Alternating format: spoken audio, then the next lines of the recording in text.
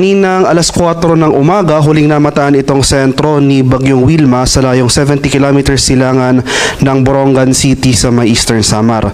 May tagla itong lakas ng hangin malapit sa gitna na umaabot ng 45 kilometers per hour, pagbugso na umaabot ng 55 kilometers per hour. Yung movement nito sa kasalukuyan ay westward or pakanluran sa bilis na 15 kilometers per hour. And makikita natin dito sa ating latest satellite images na dahil sa epekto ng shear line, so ito yung mga makakapal na kaulapan dito sa silangang bahagi ng Southern Luzon, as well as yung epekto ng Bagyong Wilma ay nakakaapekto dito sa malaking bahagi ng Eastern Visayas area.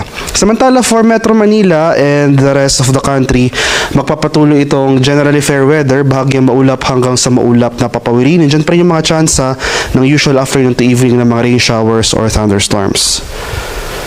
And ito yung ating latest track and intensity forecast para kay Bagyong Wilma. So inasahan natin na for the next 24 hours throughout the passage ni Bagyong Wilma dito sa southern portion ng ating bansa ay generally westward yung paggalaw nito, na kung saan posible nga itong maglandfall or yung direktang pagtama ng sentro ng bagyo anywhere along Eastern Visayas within the day.